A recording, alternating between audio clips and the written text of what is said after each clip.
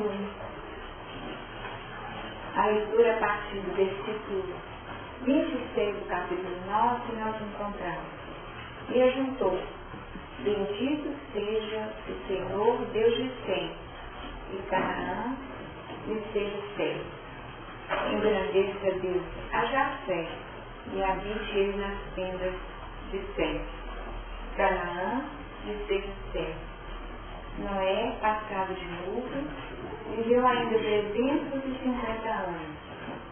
Todos os dias de Noé foram 950 anos e morreu. O fechamento desse capítulo deixa para nós duas condições bem importantes: a bendição de Sem. Tem alguém que é bendito. Nós temos a condição de Canaã como servo ou cão como servo dos dois irmãos. Engrandeça Deus a Jafé. Engrandeça Deus a Jafé. O bendito está numa condição de acolhimento e crescimento. Não vou precisar dele para poder ter esse bem. Então, Jafé será engrandecido. A proposta de crescimento virá a partir desse processo sugerido. Engrandeça Deus a Jafé. E novamente temos a expressão e Canaã lhe seja Sem. Então aqui ficou para nós a condição de servo que foi trabalhada nas reuniões anteriores como uma condição proposta sugerindo o encaminhamento de vida de cão. Cão, ainda no plano operacional no horizontal, trabalhará para conquistar uma condição diferenciada. Ele se atenderia a ambos os irmãos já em comunhão com o Pai. E nós percebemos a distinção da relação com a divindade. A relação com a divindade de cão passa pelos dois elementos, pelos dois irmãos. Um que já é bendito, já vive em comunhão com o Pai, Sem, e o outro que será engrandecido por Deus no processo natural de vida. Então, esse estado define todo o futuro de expressão da linha de descendência desses três elementos. Isso só para nós percebermos o que nós podemos tirar a partir do capítulo 10 como uma retomada. O último versículo, Noé, passado o dilúvio. Então nós temos o marco da vida de Noé no dilúvio. Passado o dilúvio, viveu 350 anos, que foi o último comentário que fizemos na semana passada. Todos os dias de Noé foram 950 anos. 950 anos. Então nós fizemos a continha, o que deu aqui, para poder chegar nos 950, e ele teria que ter vivido antes 600 anos até passar pelo marco decisório da mudança, que foi o nosso comentário. O trabalho feito, pelos voluntários anônimos, aqueles voluntários anônimos da reunião, fechado em colocar a data que ficaria interessante, Esse trabalho foi fechado em julho de 1999. 30 de julho de 1999. Foi a última reunião que abordou esse aspecto. E nela, nós encontramos a abordagem feita pelo Honório, sugerindo o seguinte. Ele diz assim, que o 950 não representa apenas 9 mais 5, que daria 14, tá? Que seria 140. Esse 140, coisa parecida, aí que vai em frente, na média, definir 2 lances claros. 2 lances. 2 lances claros de etapas setenárias por ele vividas, que vai projetar o Noé num plano novo de uma terra na busca da regeneração. Porque analisando isso aqui, nós estamos entendendo que foram os primeiros sinais da regeneração na terra. E nós gostaríamos de fazer, neste final, uma sugestão. E a sugestão é sair do estudo do Noé, que foi do Apocalipse. Então, ele fez só esse comentário, tá? E a gente quis trazer para poder fechar e mostrar que ele ainda falou o seguinte, olha, porque vamos ter a partir do capítulo 10 uma análise da vida que vai se estruturar na Terra, o que talvez nos levasse assim a determinados lances de capricho, trabalhando um personagem ou outro personagem. Então, naquela época, em 99, ele fez essa opção, que hoje já não é mais a nossa opção, que nós vamos tentar ver alguma coisa aqui para frente. Mas, na semana passada, nós não comentamos dessa forma essa questão da numerologia, você se recorda? Nós fizemos um comentário sugerindo que, dentro da linha setenária, a questão do 6, propondo todo o momento de testemunho. É no 6 que nós temos a aferição. Nosso testemunho. É no 6 que nós definimos onde nós queremos estar. Onde nós queremos estar. No 6, a vida nos pergunta, você quer? Você vai? Você aceita? A vida nos faz uma série de perguntas. E é o momento do livre-arbítrio, manifesta através de atitudes, e não apenas de palavras. Tá? Atitudes que podem modificar totalmente a nossa história. No caso, para Noé, qual foi a resposta?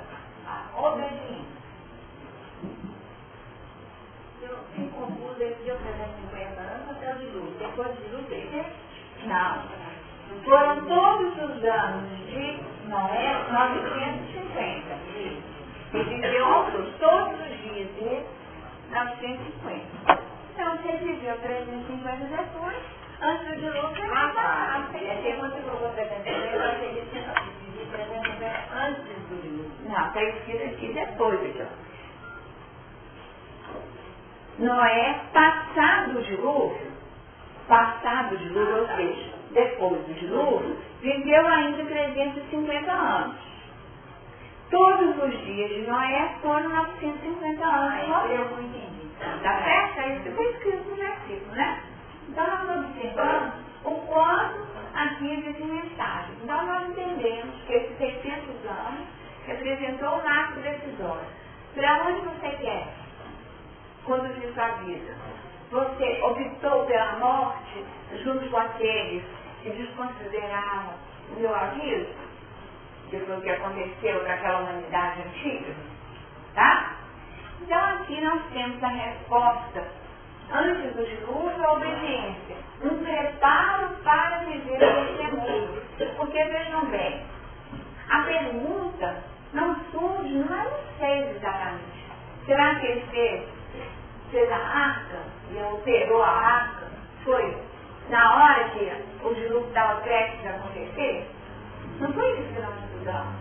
Nós estudamos sobre todo um preparo, toda uma estruturação Então, quando nós estamos nesse empenho de crescimento espiritual, nós estamos nos preparando para a hora do testemunho. E muitas vezes, o que acontece? Você se prepara uma vida inteira para encontrar com uma pessoa e nesse momento a pessoa vai te fazer uma proposta e você vai definir o sim ou não.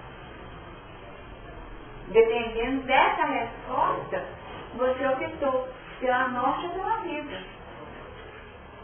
Então vejam bem, o sentido do processo de preparação é criar uma estrutura na intimidade do ser para que nós possamos elaborar escolhas conscientes a partir desse plano de discernimento. Porque o discernimento é que é a característica decisiva na estrutura do indivíduo. Essa seria a condição.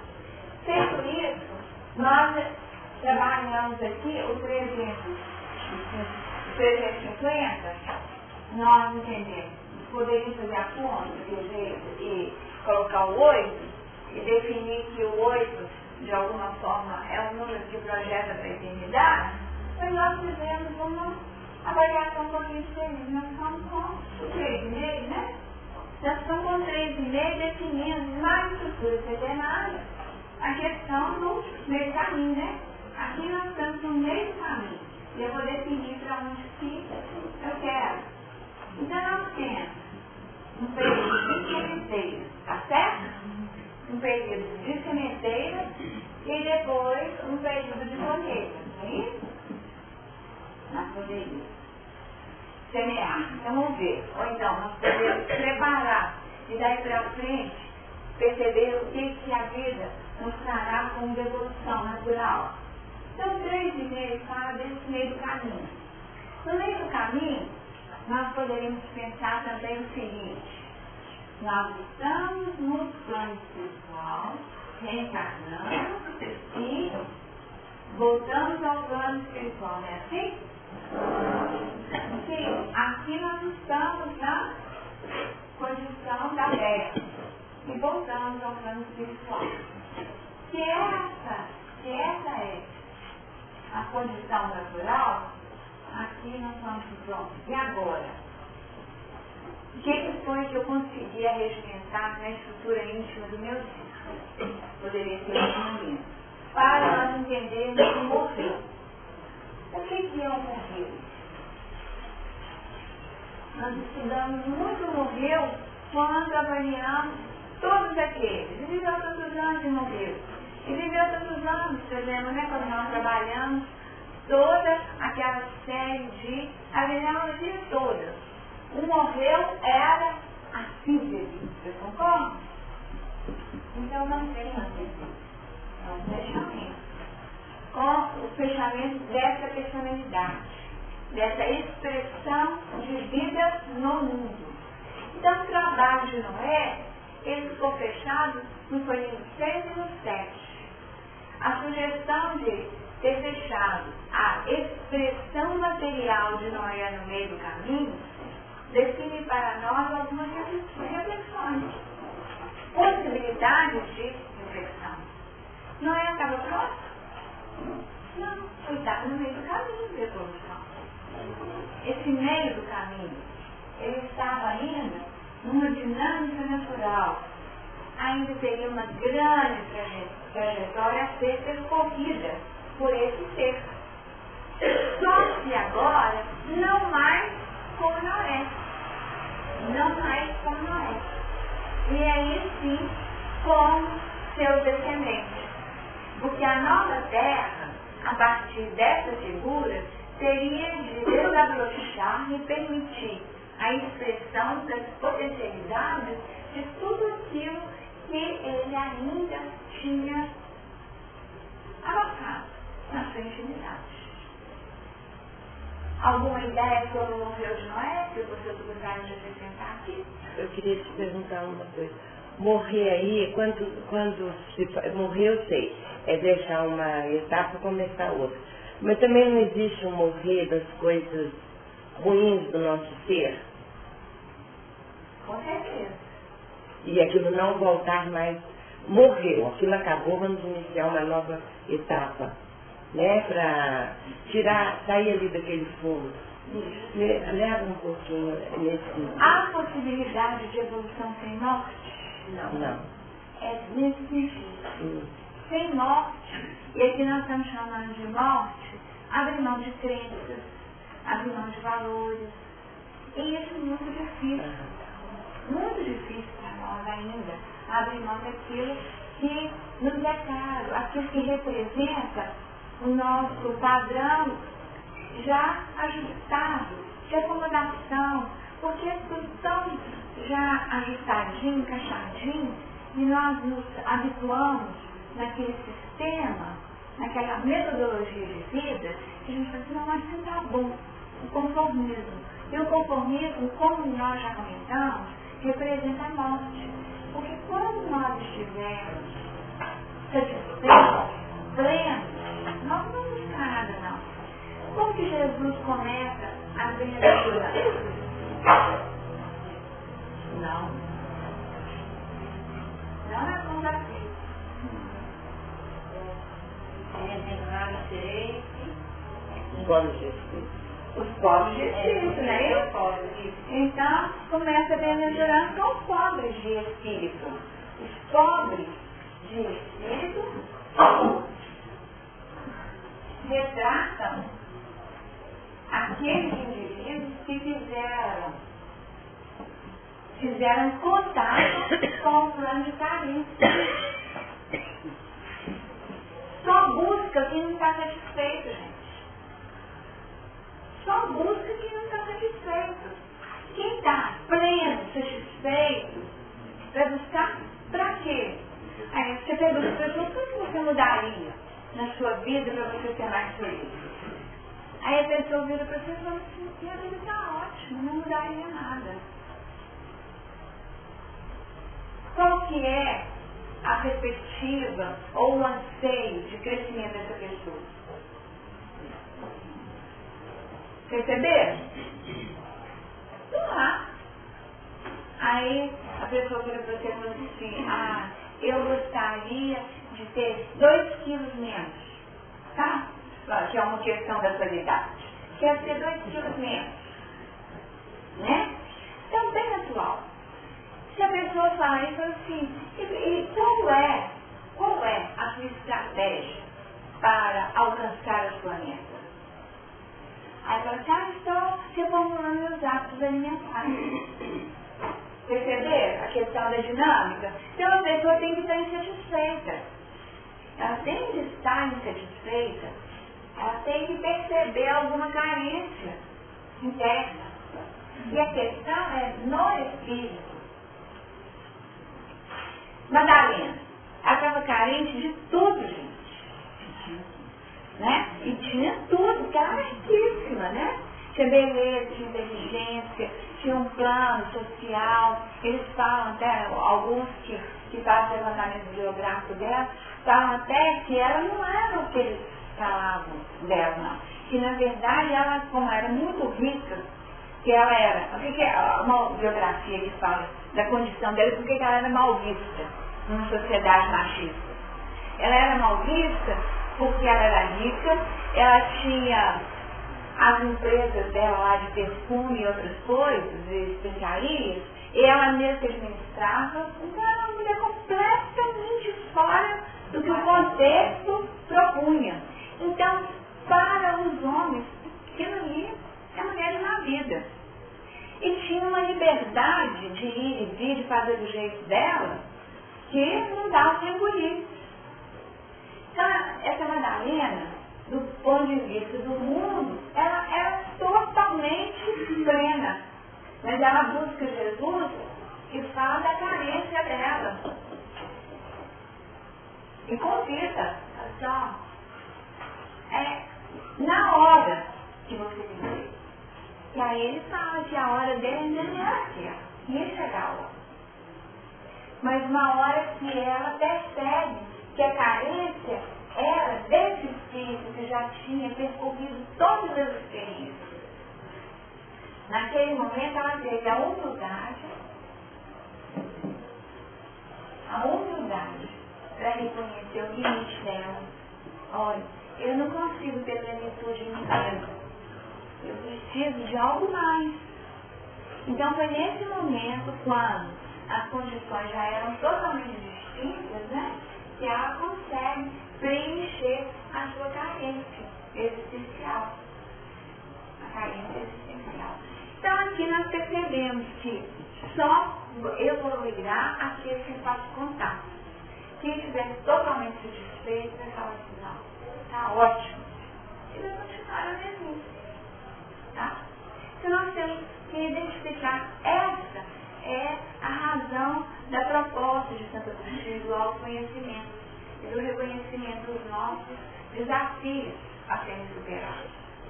Se não fizermos esse trabalho, nós não teremos estratégia de crescimento.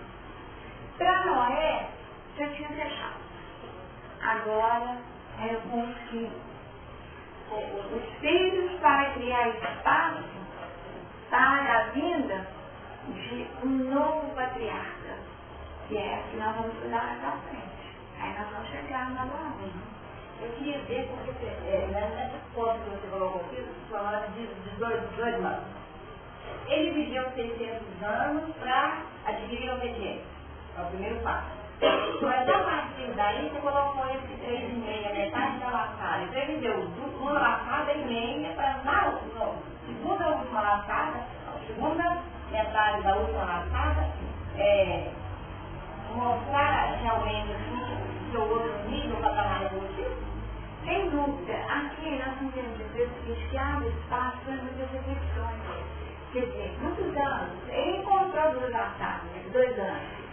E até nos fala o seguinte, com a estrutura de Noé, estão assentadas as bases para a regeneração. E foi lá na frente, foi?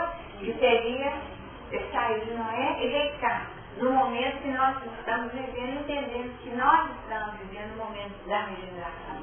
Então é como se Noé estivesse conosco, vivendo até os dias atuais. Tá certo? O Noé em nós continua, até os dias atuais. Só que aqui nós colocamos de uma outra forma, definindo que nós poderemos avaliar o antes e o depois, e não a avaliação sintética. Do ponto de vista da estrutura de Noé, ele viveu aquilo que ele tinha que viver. Fechou os antes dele. Tá? Mas, aqui nós estamos falando o seguinte, que existe todo um preparo, mas que os lances se fecham em si mesmos. Os lances se fecham a partir da soma. Mas nós podemos, dentro da própria soma, ver como que seria a análise do processo. Aqui nós estamos analisando esse processo. Ele sintetizou nos 2 anos. Deu a ideia, gente? Ele sintetizou nos 14 e nos 2 anos. E aqui nós tentamos trabalhar analiticamente o antes e o depois. Deu a ideia? Mas eu estou pensando assim, trazendo para a intimidade, por exemplo, ao amadurecimento dele. Ele já estava maduro porque ele foi obediente. Ele já tinha seus filhos, já tinha construído a arca e tudo. Depois ele viveu o período de dilúvio. Aí depois ele vem um novo trâmite da nudez dele ao se embebedar, não foi isso? Então, mesmo na obediência, a gente ainda vai passar por esse trâmite dessa dificuldade para poder dar o resultado final. Com certeza. Porque não existe, por isso nós tivemos que dobrar para definir que, embora sejam 2 anos definidos, se você for analisar, colocar uma lupinha por fora, você fala assim, cumpriu. Tá ótimo.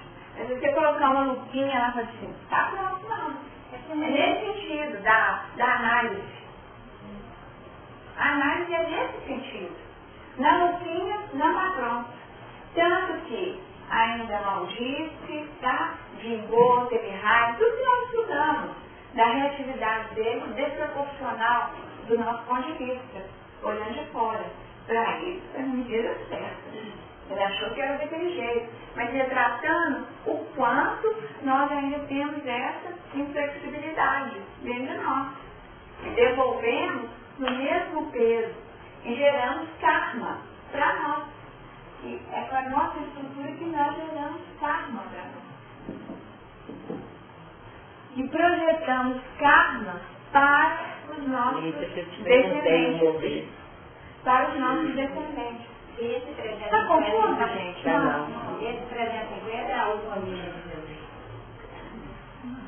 Não. A segunda milha? A segunda milha é o que falta. Vigiar para que na última milha. A segunda milha seria o que faltaria analiticamente para que Noé ficasse pleno. Não é na última milha, no último quilômetro dali, nos últimos metros, tem uma passagem assim, fala isso, não é? Se eu obrigada a uma milha, você não caminhador. E a gente, na mesma caminho evolutivo, no último metro, a gente já pode estar aí. Isso aí eu sei. Isso eu sei, tá? Se você vai, que é a beleza, que é a maravilha. Então você faz a evangelização, passa depois para a mocidade, depois passa a dirigir a casa espírita, uma maravilha. Até que um dia você encontra com alguém do seu passado na casa espírita, tá? Aí você vira e fala que a pessoa pisa na bola com você, fala assim, nada do que eu vivi até hoje tem sentido, desconsidera tudo. O que tem peso? O que o outro fez ou aquilo que você construiu? Tá certo? O testemunho é dessa ordem. E eu gosto muito de buscar André Luiz como referência, porque, especialmente no livro Nosso Lar, isso é nítido. Todas as vezes que André Luiz vai passar por um testemunho de um reencontro, de alguma coisa, vocês observam no capítulo anterior um diálogo que ele tem com uma mulher. Preparando, fazendo, como se ele estivesse lançando sementes na intimidade do coração dele, tá? Para que ele possa ter uma postura mental um pouco diferente, mais aberta. Aí aquilo que ele recebe de fora funciona como uma semente que cai no coração dele. Aí vem o testemunho, encontro com uma pessoa, ou então viver lá uma experiência. Diante do que ele era, o comportamento teria sido um. Mas a partir da sementeira, das mensagens lançadas, ele age, porque André Luiz, ele vai passando nas provas. Vocês observam isso no livro Nosso Lar, né? Ele vai passando nas provas. E cheio de provas, porque ele faz um evoluo no plano espiritual, mas ele passa por uma série de provas. Ele vai passando, quando ele encontra a Elisa, né? Ele vai estar perto, ele vai encontrar o pai, né? Ele vai encontrar um monte de gente. Ele vai encontrando e vai passando nas provas. E todas as vezes que ele passa nas provas, ele vai se... Até que volta pra cá. Ele se fortalece interiormente, em termos de valores. Ele é uma pessoa boa. Por isso que a mãe dele faz investimento. Não é uma pessoa. E falou com clareza, olha, tem potencialidade. Aquela história, né, que o pessoal fala assim, especialmente em relatório de escola. Relatório de escola, quando vê o relatório dos meninos, fala assim, tem potencialidade. O que significa isso, gente? Não está fazendo nada, né? É isso que a gente entende? É só para poder os pais não ficarem chocados, vão dizer, não utiliza o seu potencial. Poderia isso, poderia aquilo, estratégia pedagógica. Mas a gente entende muito bem que está falando que está péssimo. Tem que melhorar em tudo. Vocês concordam? É isso. Na hora que fala, tem potencialidade. Então, mas a mãe da André Luiz falou com clareza, foi isso, ó, tem potencialidade. Se tiver oportunidade de se investir, sai diferente daqui. E tinha potencialidade mesmo, e ele demonstrou, porque ele saiu do potencial e operou. E foi demonstrando a cada experiência. É tanto que ele foi aprovado. Porque ele tinha, gente, qual que é a capacidade que André Luiz tinha? 9. Qual que era a capacidade que André Luiz tinha? De Marta e Maria. Não, mas então você vai para Maria. Então, o que Maria fez? Não, naquela passagem de Marta e Maria, bom, Maria estava ouvindo Jesus. Isso. Jesus só por ouvir. Por ouvir. Então, gente, André Luiz sabia ouvir. É isso que eu quero dizer. André Luiz sabia ouvir os conselhos que chegavam, sabe? Que dito, não, gente, não é nem obediência, é saber ouvir e assimilar e metabolizar a proposta. Ou se obedece depois, se metaboliza depois, eu não quero saber disso. A obediência na hora do testemunho. Na verdade, é evolução. é essa, senão não Saber é ouvir é ter desenvolvida a vida contemplativa. Quem não tem desenvolvida a vida contemplativa não sabe ouvir. Tem que a vida ativa, que é a vida de massa. Jesus chegou em casa e ficou querendo arrumar a casa, fazer um cafezinho para ele, fazer um biscoitinho. Entendeu? Então ela é ativa. E às vezes a gente é ativa. O que nós estamos fazendo aqui? Tem muita gente que está aqui na vida ativa, querendo. Mas se não tiver a vida contemplativa, que é ouvir e assimilar, não estará tão evoluído. Um detalhe, a gente só aceita aquilo que entende. Isso é pedagógico. Isso é pedagógico? Você só vai aceitar aquilo que você entendeu. Você pode até fazer de conta que aceitou, para poder ficar tudo bem. Mas no fundo, se eu estiver entendido, não sei não. Agora, só aceito, que foi o que Maria fez, que ela pensou, ouviu, reteve, refletiu, assimilou, né? Então, André Luiz teve essa capacidade. Também sei que estou sem política. Mas então, mas a questão de saber ouvir de onde que veio, mas definindo que Noé teve essa capacidade de sua causa. Então, quer dizer, Noé teve essa capacidade de ouvir a proposta, né? Que veio de Deus, então então é isso, entendeu? Então se dilúvio, então é a arca. Então vou fazer. E aí ele entregou o roteiro, aplicou o roteiro. Jesus nos deu um roteiro, nos deu um roteiro. Bem-aventurança é um roteiro de vida. E definiu para nós aqui, ó. Desse aqui que é o reino, gente. Desse aqui que é o reino. E o reino é para aquele que morre, mas morre em termos de vida física, que liberta dessa vida para viver uma realidade interna, mesmo no mundo. É aquele que vence o mundo. Eu venci o mundo. É viver o reino no mundo. Eu estou no mundo, mas eu estou vivendo uma realidade interna que é a realidade do reino. Porque aí sim eu vivencio a plenitude de Madalena. Tá? E a transformação plena. Se não houver consciência do limite, sem chance. Nós vamos continuar a mesma. E nós vamos continuar tempos e tempos e tempos na mesmíssima situação. E se nós percorrêssemos todo o sermão ou todas as bem-aventuranças, nós identificaríamos como o processo é rico. Como o processo é rico. Retratando grupos de espíritos, patamares evolutivos, anseios muito específicos, retratando a realidade espiritual. Tá? Agora, Lenny, esse negócio está me preocupando. O quê? Porque nós vamos acabar esse capítulo. Acabamos. Já acabamos? Acabamos. Então vamos criar mais 20 dados aqui para discutir. Veja só, nós estamos chegando à conclusão, no fim do capítulo, o que aconteceu com Noé? Ficou bêbado, ficou nu, amaldiçoou e morreu. É só isso. Matamos a Noé. Eu estou recebendo uma procuração dele. Recebi uma procuração de Noé, estou descendo. Nós não podemos acabar esse capítulo. Todas as vezes que eu li esse finalzinho desse capítulo, as coisas me chamaram a atenção. Tá bom. Olha só. No versículo 18.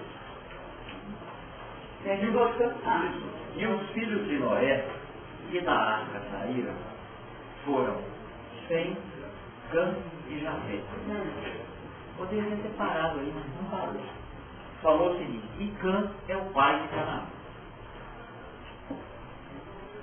A gente passa despercebido nessa parte. Cã é o pai de Canaã. Não é isso? Bom, lá na frente, Noé bebeu, ficou nu, e o que aconteceu? O que aconteceu? Quem que ele amaldiçoou? Não foi o Cã que ele amaldiçoou. Ele amaldiçoou Canaã. Olha só, nós estamos passando despercebido disso. Maldito seja Canaã. Está vendo? Maldito seja Canaã. E ainda tem uma outra coisa. O que ele falou com relação a Sem? Bendito seja o Deus de Sem. Ele não bendizeu Sem. O Deus de Sem. E com relação a Jafé? Engrandeça a Jafé. Mas ele pediu também o quê? Habite Deus nas terras de Sem. Tratou os filhos com desigualdade. Todos os três com desigualdade. Quem teria pecado contra ele foi o Cã, não sofreu nada. Mas o filho dele, o Canaã, foi amaldiçoado. Olha se eu não estou certo. Está escrito. Entendeu? E com relação a Sem, ele, bendito seja o Deus de Sem. O bendito seja Sem, o Deus de Sem. E com relação a Jafé, engrandeça o salário de Deus para Jafé. E habite nas tendas de Sem. Olha só, nós temos que refletir sobre isso. Canaã é a terra de Cã, não? Não é. No capítulo 10, fala que os filhos de Cã são Cuxi e Misraim, e Put e Canaã. Porque Canaã é o Canaã. Está no capítulo 10, Eu vou ler. no versículo 6. Tá, eu vou ler e aí a gente organiza aqui a estrutura, porque talvez algumas coisas eu não consigo. Não, a gente lê e não. A gente não lê isso aqui, a gente translê. É fazer igual a Marta, né? A gente sabe, a gente não consegue assimilar o que está nas entrelinhas. Mas não está nem nas entrelinhas, nas linhas mesmo. Entendeu? E a gente passa por cima enganadamente. Mas é a aqui- vida contemplativa.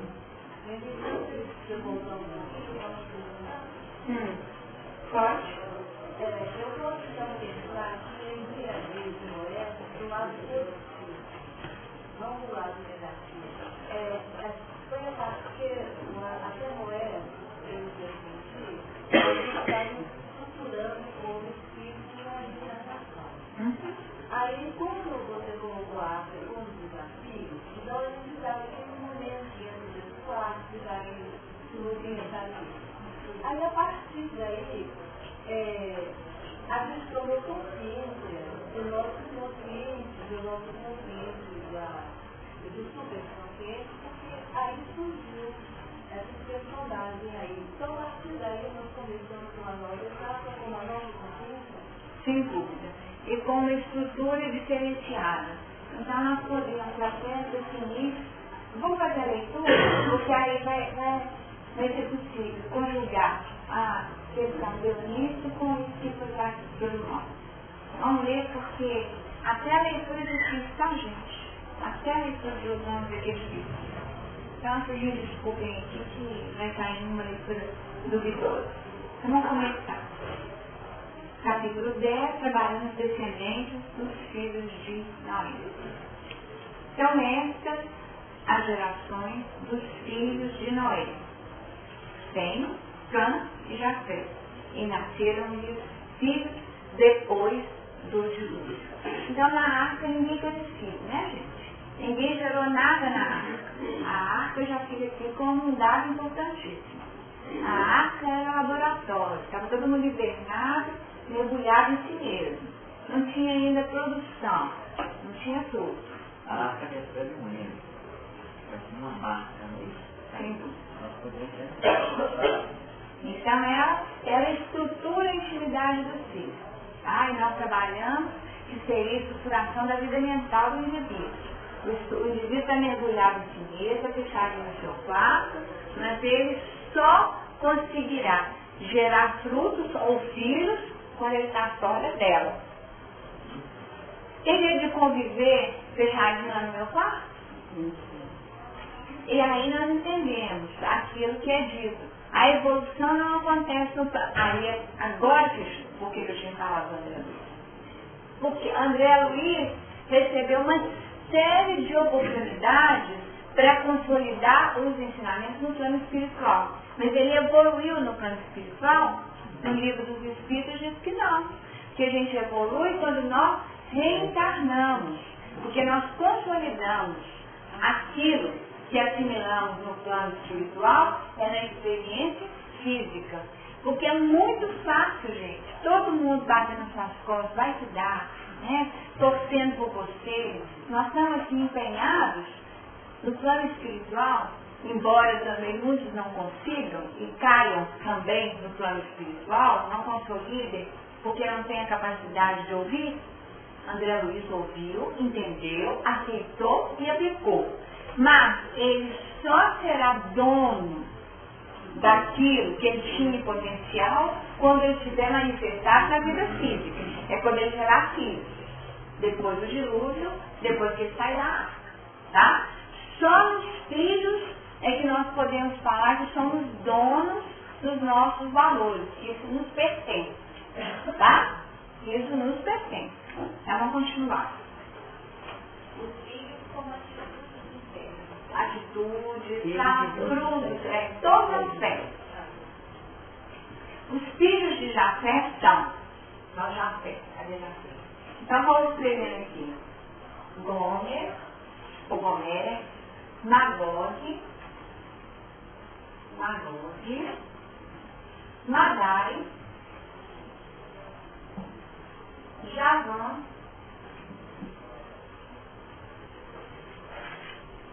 Javã, Tubal, Medeque,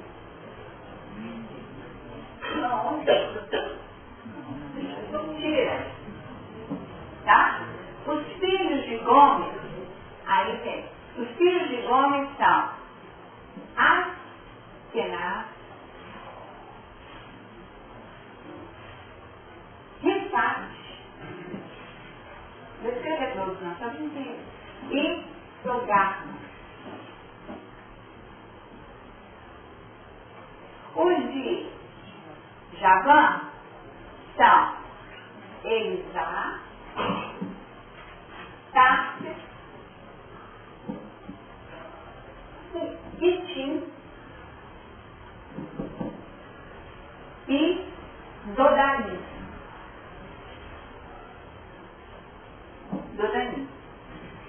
Estes repartiram entre si as nações nas suas terras, cada qual segundo a sua língua, segundo as suas famílias e suas nações. Vejam bem. Esses, né? Então aqui nós já não estamos mais em os filhos, mas nos netos. Tá certo? Nos netos. Então vejam bem. 3, 4. Repetiu? Era 7. Acho que a gente vê que deve ter coisa aqui, não deve ter coisa? Deve ter, né? Nós vamos ver se tem alguma coisa. Então tem 7 filhos e aqui 7 netos. Isso? Bom, então vamos. Agora os filhos de Cã. Ou Cã. Cuxi, Mizraim, Put e Canaã. Os filhos de Cuxi são Seba, Aquilá,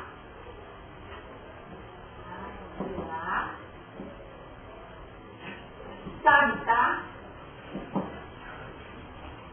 Rava,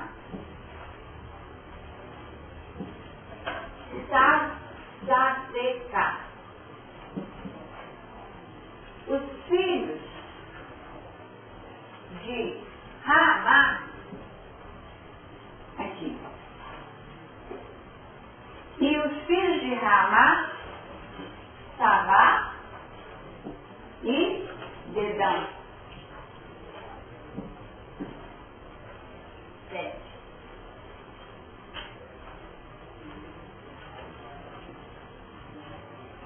Vejam bem. Cuxi gerou a Nirode, o qual começou a ser poderoso na terra. Cuxi gerou a Nirode, o qual começou a ser poderoso na terra. É outro filho. Então é outro filho. Por que ele não colocou junto? Olha pra você ver, gente. Por que ele não colocou junto?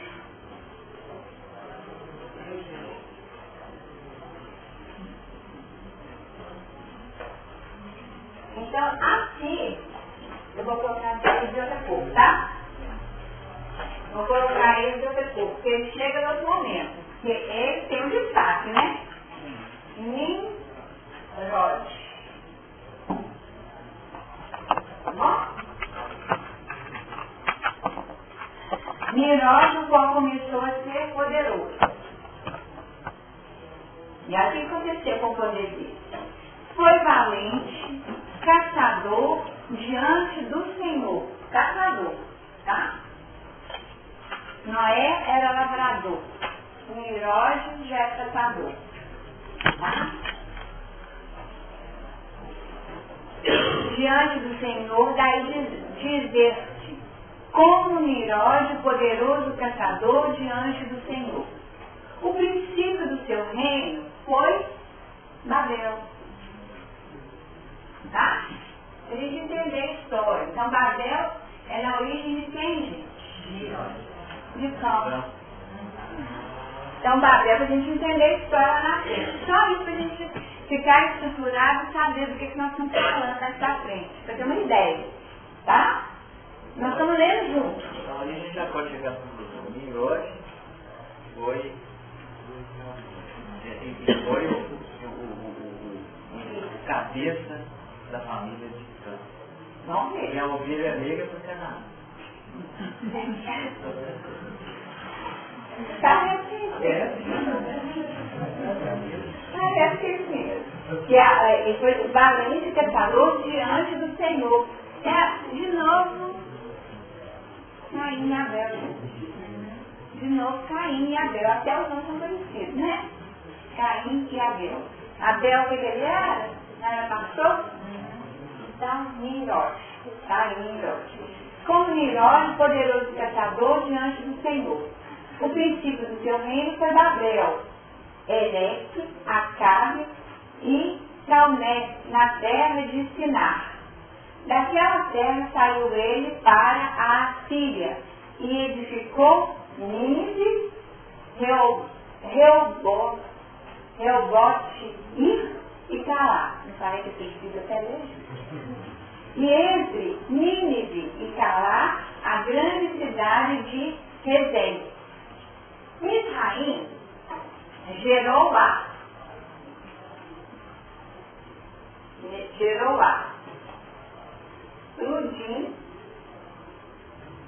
Ludim, Anarim, Leabim,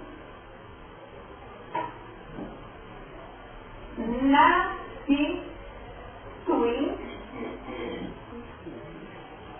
Parudim,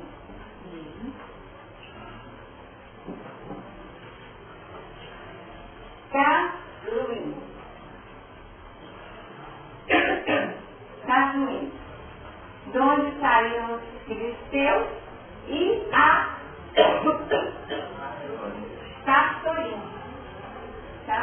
assim estou hoje. 1, 2, 3, 4, 5, 6, 7. Tá? Tem coisa, não tem? Canaã. Aí chegou a vez de Canaã. Canaã gerou lá Sidom. Agora ainda até escrito, gente. Seu primogênito. E Aete. E ao... Agora olha só, gente. Não fala filho, já fala de raça. É um Ete ou ET? Vou falar tá? Tá? Agora já subiu, né? E aqui, olha só. Olha quanto. Aí já não fala mais de filho, mas de raça. Olha que diferente. Tudo diferente. Jebuseus, Amorreus, Girgazeus, Eveus, Arqueus, Sineus, Arvadeus, Zemareus e Almateus. Então, 1, 2, 3, 4, 5, 6, 7, 8, 9. E depois se espalharam as famílias dos cananeus, 10. Então, colocou mais 10. Olha só, mais 10 raças. Então, juntando 12. Tá bom? E o limite dos cananeus foi desde Sidom, indo para Gerar, até Gaza, indo para Sodoma, Gomorra, Adimá e Zeboim, até Laza. Então, esses os filhos de Cã, segundo as suas famílias, segundo as suas línguas, em suas terras, em suas nações. Tá? Assim, que foi o pai de todos os filhos de Eber, e irmão mais velho de Jafé, também nasceram filhos. Os filhos de Sem são.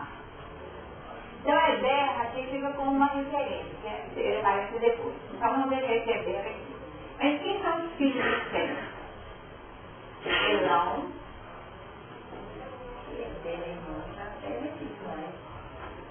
Não vai ser. Elão, Assur, Arpaxade,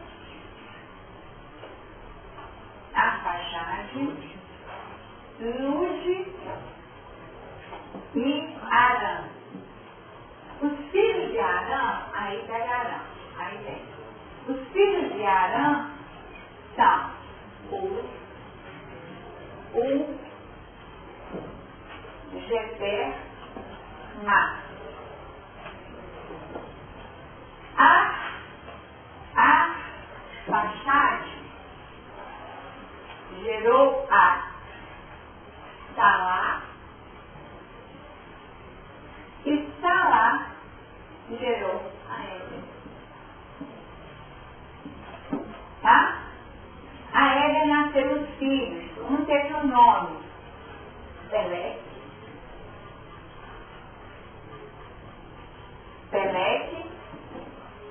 por quanto em seus dias se repartiu a terra. E o nome de seu irmão foi Joctã.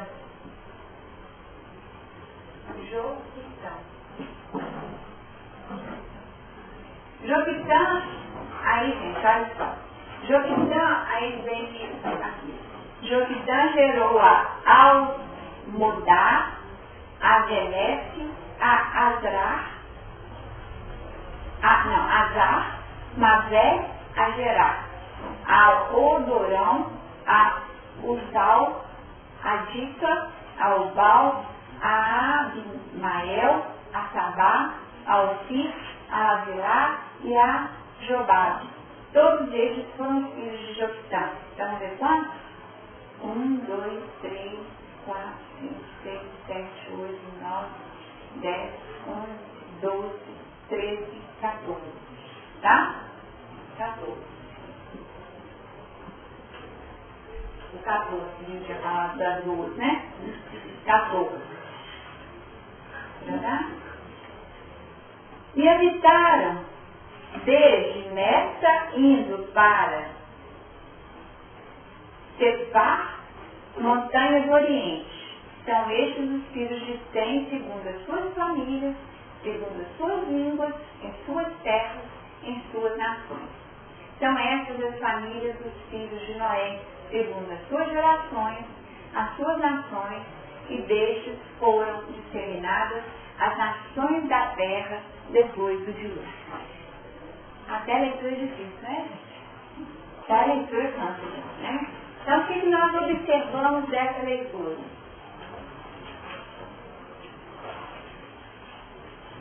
Jafé teve 7 filhos, foi apresentada a terceira geração, tá certo?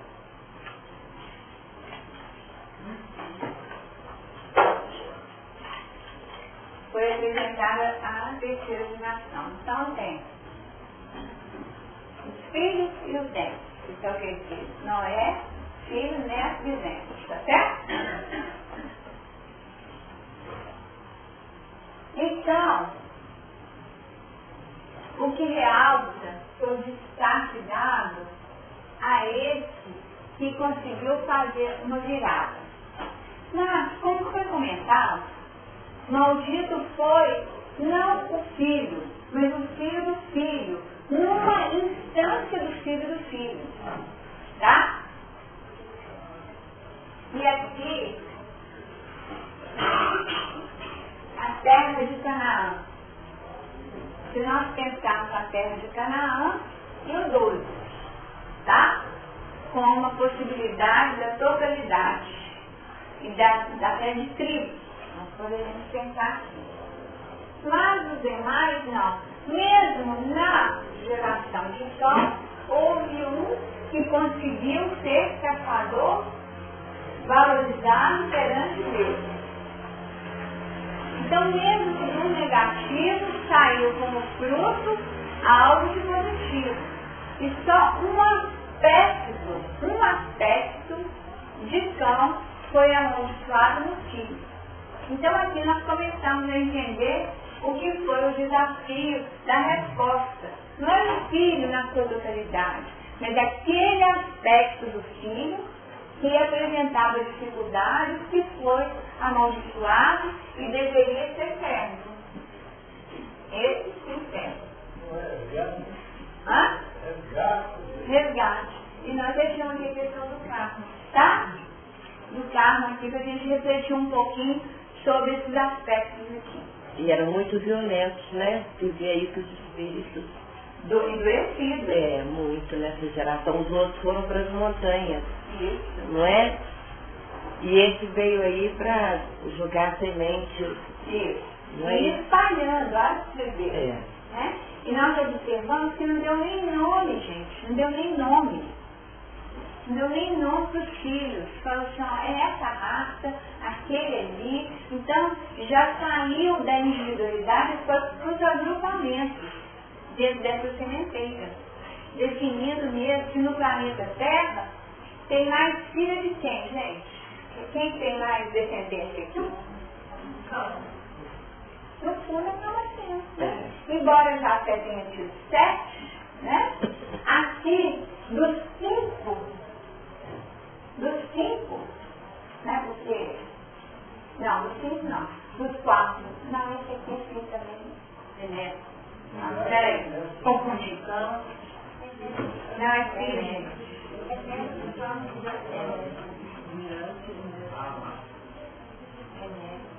Cush, é de Cush. É de Cush. Então é nessa, né? Então aqui nós temos 4, e aqui os 4, o que significa 4 filhos? Daí que eu queria já nós estudamos 4, tem a ver com o quê? O número que traduz o quê? A concretude, vocês lembram? Que o 4 era o número da terra. Então quem que trabalhou povoar a terra, quem que trabalhou essa extensão dentro do expandir mesmo, cada vez os limites de forma mais precisa, foi Cão, tá? E de Cão, Cush. Foi um que teve a possibilidade de falar do melhor. O melhor de Cão se manifestou através da linhagem de Cush. Tá? O melhor de Cão. Repetiu 4, mas já existia um 5 aqui que fez toda a diferença. Que fez toda a diferença. Já não era mais a mesma coisa. Já estava noutra expressão. Enxertou aí, né? Enxertou, sim. Enxertou. E se a gente observar bem, o que aconteceu com Nirod? Com Nirod, ele tem 2 filhos, Sebá e Dedã. Sebá e Dedã. Vejam bem, é até o caso que a gente se interessa por avaliar o significado dessas 2 palavras. Tá? Vamos ver se a gente consegue isso para próximo? Sebá e Dedã. Porque fica aqui para nós a ideia do positivo e do negativo. Ou então, do sentimento e da razão, da dualidade do ser.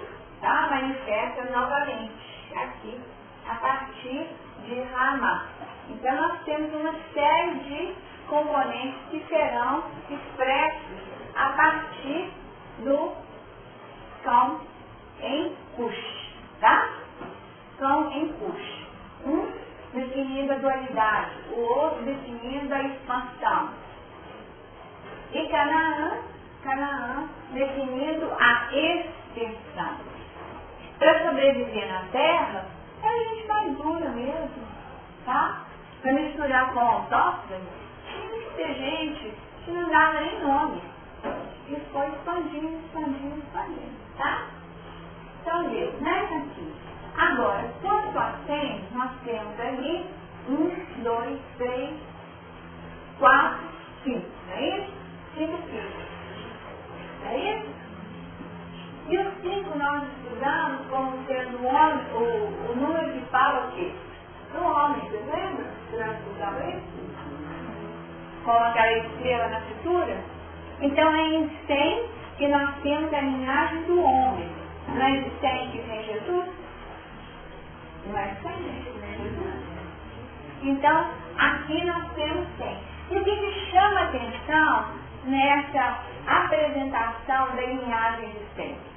Apresenta filhos, tá?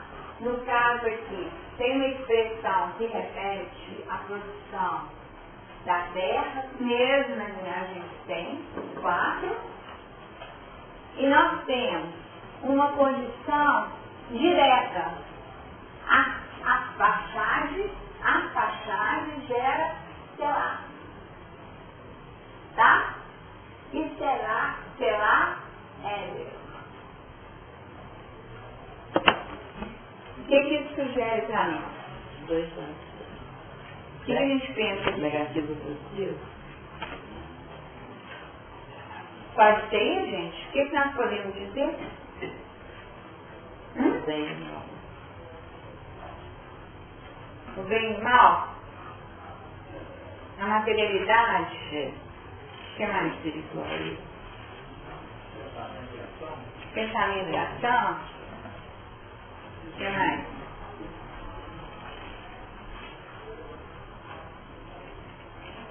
Mais alguma outra coisa, gente? A dualidade já falou, né? Alguma outra ideia?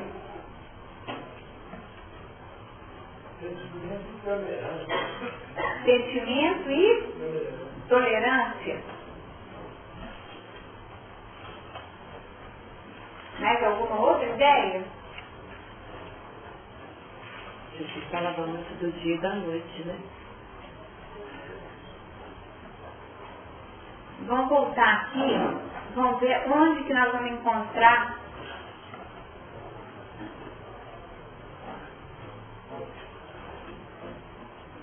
aqui a genealogia de Jesus.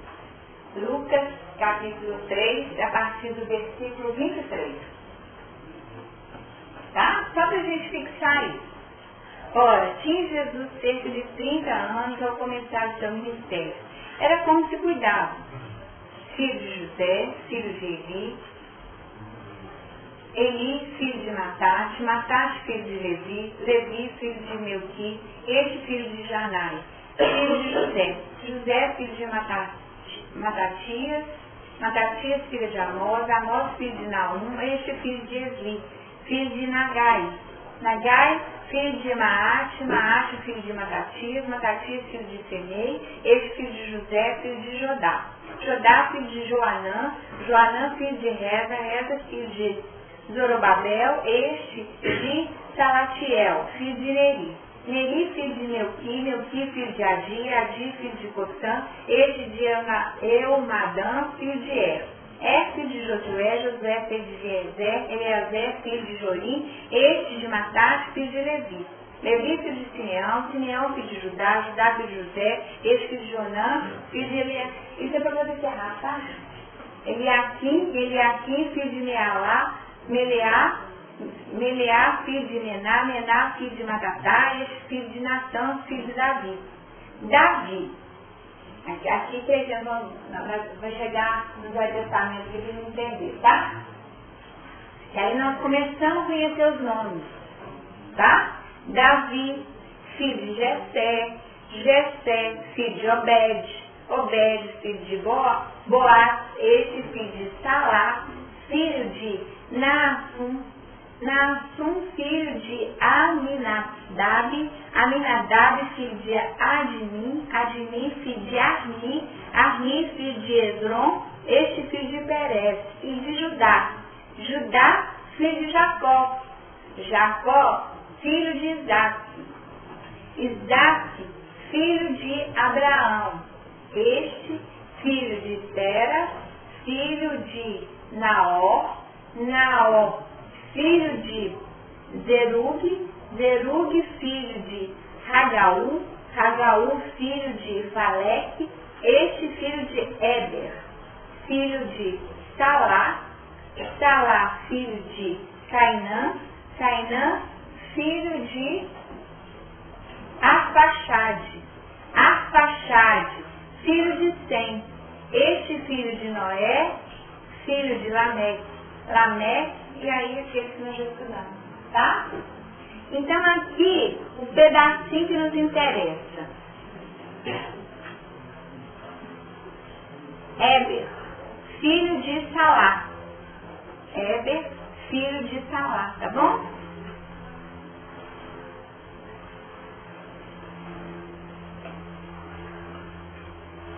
Este de Éber, filho de Salá, filho de Cainã, que era filho de Arfaxade.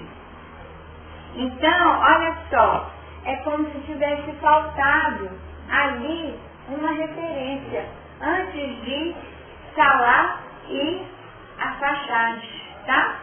Cainã. Tá? Aqui na genealogia segundo Lucas, tá bom? Tem essa diferença aí. Viram? Não é Canaã? Não, Cainã. Tá? Cainã, Salá, Éber. Tá? Então, isso aqui que a gente, então, no estudo vai aparecer essas coisas. Aí quer dizer, não teria o que? Não, de Arfaxade. Filho de Arfaxade, seria esse aqui, tá? Que lá em Gênesis não aponta. Tá bom? Mas o importante nós percebermos que existe uma relação. Então é a construção da trajetória. Quando nós fomos advertidos, nós não ficamos trabalhando genealogia, é esse o nosso desafio? Não. O nosso trabalho hoje é só apresentar esses elementos. Se nós percebermos o que foi pontuado foi importantíssimo, né? Importantíssimo, definindo que foi uma expressão do Filho, mas que de alguma forma se estendeu a toda a humanidade no 12, Porque o planeta é de provas e expiações e nós somos servos mesmo. Nós somos servos, gente. Nós já vivemos com filhos? Não. Nós não vivemos com filhos, não. Nós acreditamos que Deus, que nós somos herdeiros de tudo. Não, a gente fica naquela luta querendo tirar o que puder. Tá? Nós não vivemos com filhos ainda. Então essa servidão, ela está aqui nesse 12. E é um serviço ainda muito rudimentar, tá? Mas é nesse contexto que nós temos a possibilidade de mudar o nosso patamar, mesmo dentro da condição complexa de campo, através de Nirod. E sermos reconhecidos pelo nosso esforço de mudança, tá? Pelo esforço de mudança. Então, se a nossa linhagem é a linhagem da terra, não importa. Não importa se é a nossa linhagem. Ou seja, eu não sou de 100. Eu não sou da linhagem de 100. Minha condição de humanidade é não posso mesmo. E isso se repetirá na hora que a gente começar a estudar a questão dos filhos de Abraão. Tá certo? Nós vamos retomar a questão da dualidade de novo. Tá? Nós vamos retomar. E o que significa esse estudo de Gênesis para nós? São repetições feitas dessa genealogia que nós já estudamos atrás. Trabalhar aspectos evolucionários que ainda precisam ser pensados. O que? Lembra que a gente comentou semana passada? O que desse grupo que ainda precisa ser trabalhado em nós? Qual a mudança que precisa ser feita de forma objetiva? Hoje, nós poderíamos lançar um tema em termos do nosso desafio evolucional. Hoje, você quer dar uma ideia? Qual é o nosso desafio hoje? Saber ouvir? Saber ouvir, vamos colocar uma dica aqui, né, gente? Então, nós já estamos em exercício, então? Nós já estamos. O fato de vir para uma reunião, darmos conta de ir para uma reunião, darmos conta de estudar, esse ouvir, eu acho que já está. Agora, qual está sendo o desafio? Vou deixar você responder, Glória. Não. O que você estava fazendo na hora do emprego? Fofocando. Ela estava fofocando. Ela estava fofocando. Aí eu gritei para ela e falei assim, mude a palavra. O que eu te falei? Estamos trocando confidências. Tá? Então, uma brincadeira. Substitui o fofocar por trocar confidências. Por que eu estou trazendo isso? Por conta do karma, gente. Tá? Do karma. Palavras e atitudes. Palavras e atitudes. E como a gente pode tomar esse termo certo? Deixa eu terminar aqui. Palavras e atitudes. Palavras e atitudes. Nem todos os que dizem Senhor, Senhor entrarão no reino dos céus, mas somente entrará aquele que faz a vontade do meu Pai que está nos céus. Então, vou pegar a pergunta dele e vamos situar aqui.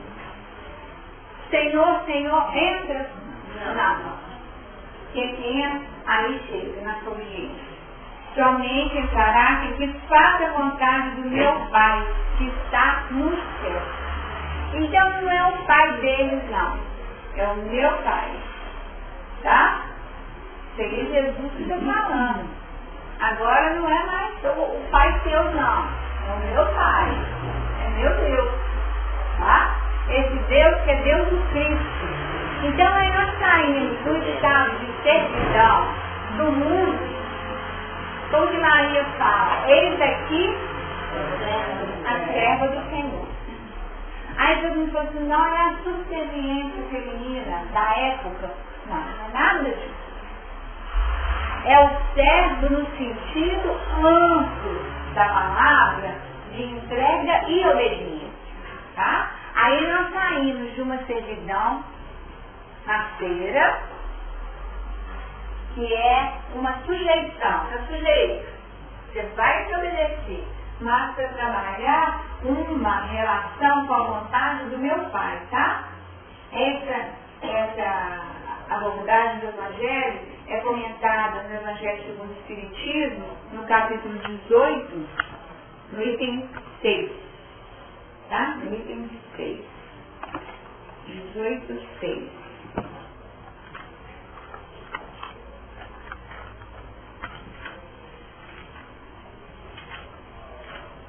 Como que a espiritualidade diz sobre? Todos os que reconhecem a missão de Jesus dizem Senhor, Senhor. Comentário de Kardec. Aí depois eu dizer que não vai dar muito tempo mais. Olha só o finalzinho.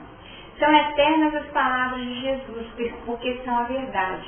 Constitui não só a salvaguarda da vida celeste, mas também o penhor da paz, da tranquilidade e da estabilidade nas coisas da vida terrestre. Eis porque todas as instituições humanas, políticas, sociais e religiosas que se apoiarem nessas palavras serão estáveis como a casa construída sobre a rocha. Os homens as conservarão, porque se sentirão felizes nelas. As que, porém, forem uma violação daquelas palavras, serão como a casa edificada na areia, o vento das renovações e o rio do progresso as arrastarão. De novo, né, gente? O vento e rio do progresso, dilúvio. Então é uma questão de obediência às palavras. E aí nós teremos de ter muito cuidado para entendermos que ser servo aqui é essa perfeita aquiescência de todas as orientações que vieram através das palavras de Jesus com vocês. Se nós podemos trocar por voluntários aqui? Podemos aplicar? De livre, podemos. Voluntários. E tem que ser. Maria falou, eis aqui a serva do Senhor. O anjo falou, tem a serva do Senhor. Noé falou de fora. Canaã tem que ser serva. É a evolução de fora para dentro. Maria não. Foi o livre-arbítrio. Ela se apresentou como serva. Diferente. Tá? Faça-se em mim, segundo, né? Segundo a vossa vontade. Então nós temos aqui a vontade de novo do Pai sendo elemento determinante. Mas aí, o que nós queríamos trazer para o nosso dia a dia, para o nosso hoje, porque foi muito cansativo, né, gente? Foi muito cansativo essa ali. Foi bom que muito né? Mas a aqui, evolução do nosso planeta. então nós observamos que é delicado demais. Comentando essa passagem, o Hamed no livro Renovando Atitudes nos diz de palavras e atitudes. E ao finalzinho do capítulo, ele faz a seguinte referência, que Mateus nos adverte que por nossas palavras nós seremos justificados e por nossas palavras seremos condenados. Então, pelas nossas palavras, nós vamos conquistar a exerção ou uma dinâmica de sujeição ao plano kármico, devendo trabalhar várias experiências para conseguirmos entrar nesse reino que foi falado. Entrarão no reino dos céus. Só falar não adianta, tem que viver segundo. Aqui. Pois diálogos são pensamentos que se sonorizam e que criam campos de energia que se condensam dentro e fora de nós. Não podemos esquecer disso. E vamos criando. Vocês lembram que foi comentado que Canaã, então, entrou na tenda, tá? Entrou na tenda, viu, tem aquela hipótese que ele poderia ter feito alguma coisa com o pai, que o pai soube, não por contar, mas por ter identificado em si mesmo algo que talvez tivesse sido feito com ele próprio. Vocês lembram disso, né? Então houve uma condensação, e ele, além disso, denuncia, cria aquela condição de escândalo para a condição do pai. Então, qual que é a proposta? A proposta para os dias de hoje. Para os dias de hoje. Reformulemos o tipo de comunicação ou atitude. Especialmente aquelas que nós recebemos na infância. Muitos de nós somos conduzidos a viver experiências padronizadas. E se nós tivermos severidade, rispidez, se nos menosprezaram com mensagens negativas, repetitivas, depreciativas, todos esses componentes poderão estar ainda no nosso aula vital. Rigidez, repreensões, tá certo? Tudo isso pode ainda estar no nosso aula vital, criando o quê? Motivos para nossos sentimentos de inferioridade, rejeição, agressividade. Olha só, gente, rejeição, agressividade. Então nós vamos nos sentir ao longo da vida ainda rejeitados, preteridos, uma série de outras coisas, em função daquilo que foi plasmado na nossa vida infantil. Então isso que graça da terapia, né? Não diga que dia horrível. Olha só, não diga que dia horrível, porque simplesmente está chovendo. A dramaticidade, nós gostamos disso, só tem artista, né? Na Terra, né? Cheio de artista, né? A dramaticidade é um dos fatores traumáticos de nossa existência, pois muitas dessas expressões despretensiosas, repetidas muitas vezes, podem nos conduzir a verdadeiros turbilhões vivenciais. Pode ter sido uma coisinha de nada que cão fez lá na tenda, não pode ter sido? E foi uma fala pequena, mas que reverberou em termos de karma para a humanidade. Então é a questão de escolher aquilo que vai sair através da nossa boca. O desafio educacional, né? Eu guardo muito sua palavra, hoje não. O pessoal não sabe o que é isso. Um dia nem sei por isso, né? Não, Marlene falou que da dificuldade dela em dar esmola, não era isso? Foi esse assunto. Aí, dar esmola e tal, que ela ficava em conflito, né? E falava, às vezes não tem. Aí eu comentei com ela que a gente fica atenta, porque a palavra tem o poder. Então que a gente tem que mudar o jeito de falar o não, que a gente pode falar o não, é falar não tem. Que aí eu falei, você vai falar se não tem, você vai acabar não tendo mesmo. Então aí eu sugeri pra ela assim, hoje não. Hoje não, agora não, talvez depois. Mas se falar talvez depois, você fica comprometida, agora talvez depois. Você vai ter que reencontrar no outro dia pra poder dar aquilo. Então a gente fica muito atento com o que fala, tá? Talvez depois fechou o pacto. Talvez depois comprometeu, tá? Sempre estou pensando nessa palavra. Então hoje não. Hoje não.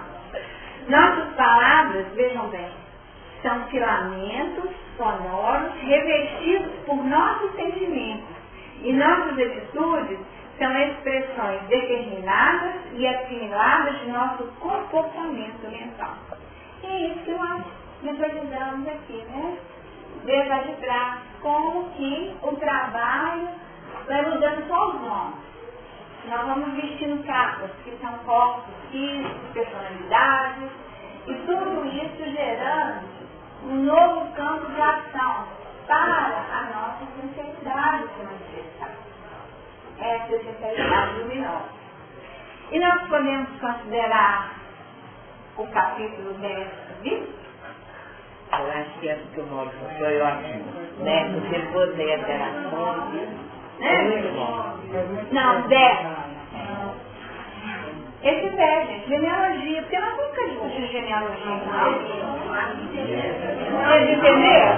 A minha proposta é a seguinte, nós conhecemos, e aqui didaticamente nós visualizamos. Ah, que precisa?